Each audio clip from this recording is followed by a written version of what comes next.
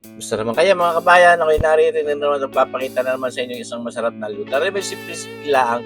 Wala naman to tayo mga magiging timpla din at given na ang mga ibang papantimpla natin dito. Mga kabayan, nagsasangkot na yung bawang na yaan. Mga kabayan, ngayon ilalakot na rin natin yung ating sibuyas at yung 3 pirasong siling habang yan. Simple lang ating gagawin. Lechong paksiw, ay sauce. Ay, napakasarap na ng lechong aking niluto. Lechon pork belly roll. Ngayon, yung ating mga natirang yaan ay di ating lelechong paksiway. Lelechong paksiway. Basta yun yung lechong paksiw, mga kabayan. Nagsasangkot siya yung bawang sibuyas at saka yung siling. Lalagyan natin ng paminta, marami-rami at mas marami, mas masarap, mas mabangaw. Siyempre naman, at ito, hindi pwedeng mawala itong ating oyster sauce, mga 2 kutsara ang ating inilagay na yaon. Mga kabayan, napakasarap naman. Hindi na para mag-chain. Pagka meron kang mga oyster sauce na yaan, sauce marsipal tawaray. Tunay kayo. Lalagyan naman natin ng paalat ngayon na fish sauce. Yan, patis. Siyempre, mas masarap ang alat na ibinibigay ng patis kaysa sa mismo asinlaang. Pero sigun sa mga lutuin. Siyempre naman mga kabayan, tunay naman, itong mga ganitong luto, mga lechong paksiw, siyempre, dyan na lahat ng lasang hinahanap mo. May tamis, may alat, may ase, may linamnam. Ito na nga, ating napag-get-get na yung ating lechon pork belly iyan, mga kabayan. Madami-dami pa rin yan, abay, halos aawak-awak doon sa aking magic wok na yun mga kabayan. Yan, siyempre, malambot na rin, pero may ilalabot pa yun doon sa ating mga gagamiting panimpla. Siyempre naman, dapat imanood pa rin diyan sa ating pork belly iyan, ang ating mga panimplang ipaglalagay diyan. Kaya may siguro na-imagine nyo na rin ang lasa niyan, kaya may sanay din nakakapangain yung mga ganyang lechong paksiw. Mga kabayan, ako naglalaway na agad, sus marsipaw, tunay. Ngayon, din siyempre, itong ating para mapalambot pa rin natin, babantuan natin ng tubig na mainit. Kargit lang, hindi mo para maging yan, dahil lang magiging sarsa niyan yung ating ipaglalagay diyang sarsa ng lechon. Hindi ko na lang para sabihin ang brand, pero kalimitan nyo naman ang masarap. Sarsa. Ayan, sarsa ng lechon, mga kabayan. Wala naman, kasimple-simple. Gusto ko lang ipakita rin sa inyo at na magutom sa sarap na inyo. Sa sarap na inyong mapapanood. Ako'y nasa may like ko. Ito na mga kabayan. Ari, dude, ako'y pagka-rin pang-ulan, napapalirais ka din. Ay, masarap ding ihayin sa hapag ng lantakan. Masarap ding ihayin sa hapag ng barik. At siya nga, ipaglalagay na natin mga kabayan itong sarsa ng lechong ito. Okay, yan mga kabayan.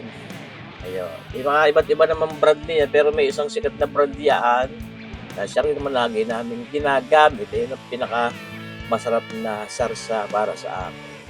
Ayan, kung ano man niya, hindi bahala na. Bahala na kayo manghula. Ayan, basta ay sarsa ng lechon. Ayan. 2 buti na yung ating nailagay na yan. Patatlo. Mas marami-rami sarsa, mas masarap, syempre naman. Pwede naman nating dagdagan pa rin ng tubig yan kung sino mas malabnaw. Yan, pa-4 na buti ng lechon sarsa ang ating inilalagay diyan. Tulad nga sinabi kayo, napakasimple lang naman ng lutong iyan, mga kabayan. Bigahaw. At lang halu-haluin yan. At habang ginagawa natin, siyempre, gusto ko rin mag-shoutout ng karkit kay kabayang Danilo Luna, taga Barangay San Pablo, Santo Tomas, Batangas.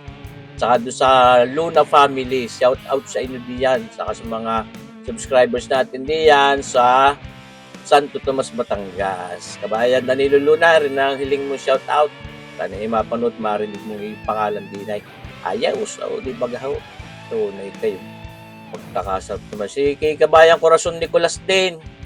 Shoutout sa iyo diyan sa Lucena City, Quezon. Ayun, mga kabayan. Kabayang Corazon Nicolas.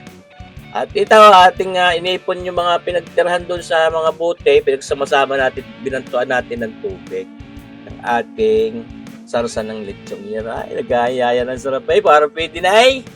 Tutusin na may pwede na rin nga. Ito na may, diba gawin, nagagamit naman natin kahit hindi luto yung ating sarsa ng lechong na yan.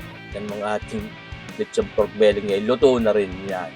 Ay di, pinasasarap lang natin lalo ang lasa at pinanunot natin yan sa ating pork belly lechon na yan. At ito, siyempre, pampasarap lalo, isang liver spread na yan. Kitang-kita naman yung brand sauce. Pag hindi naman sumarap eh. Kung sa bagay naman yung ating sarsa ng lechong yun, iyari din yan sa ano. May lako din yang atay. Oh. Kung atay man ng baboy iyon o atay ng manok, o basta atay, liver, yun. Tunay. Ayun, nagpapasarap lalo diyan yung liver spread na yun.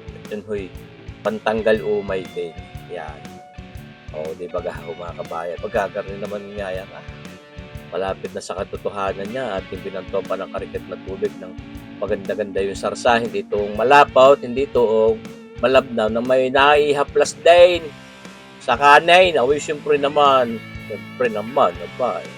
Pagkaigang-iga yan, hindi rin naman masarap. Maganda yung masarsa din. Kaya nga ating binabantuan pa rin ng tubig. At ito, ang paasim natin, naglagay tayo ng mga 4 na kutsarang red cane vinegar. Ayaw ko din man sa pagka sobrang asim niya. At bihiwari ko bagay pag sobrang asim na may hindi na rin masarap. Pag naglalasang alumanis. Yan ho. Saka na-overpower yung kabuang flavor. Kaya sigun sa ating gagamitin lang ang paasim. Depende naman sa may bibig ko sa mga nagluluto kung anong nakasanayang lasa. Pero para sa akin ay ayaw ko napakaasim na lechong paksiw. Lechong tama dito. Kung anong tawag natin diyan. Yan ho. Lechong paksiw. Sarap. Lagyan natin mga kulang-kulang 2 kutsarang asukal na puti. Ay wala ako nung putlain eh. Ay basta may tamis din karigay. Pero hindi naman dapat napakatamis din. Kaya yung ilagay nating dami ng sugar na yan, hindi naman para tatampisin yan. Pampasarap lang at pampakumpleto ng lasa. Itong ating lechong paksiw. Mga kabayan, sarboyet mga kabayan. Sabi ko, lagi kayong nag-aabang sa ating mga cooking videos. Siyempre, hindi man mawawala yan. At paminsan-minsan nakakapag-upload din ng ibang klase ng videos. Sana pinanunood nyo rin mga kabayan. Sana patuloy nyo ako suportahan dito sa aking YouTube channel, Sir Boyet Melo mga kabayan. Kita nyo ba guys? Tao sa Sparsipaw, tawaray, karaba ni kabayan si Pork. Shout out pa rin sa ating mga kaibigan, mga avid subscribers natin, mga kaibigan na rin, kay kabayang Jose Maria Austria, kay kabayang Basilisa Austria, kita Mali Panganiban, Darius San Juan, mga kalimit na mga nagko-comment. Abangan pa rin na yung mga susunod natin video. So, buhay tayong lahat. Nakaw, luto na itong lechong paksiw natin. Ayos. God bless!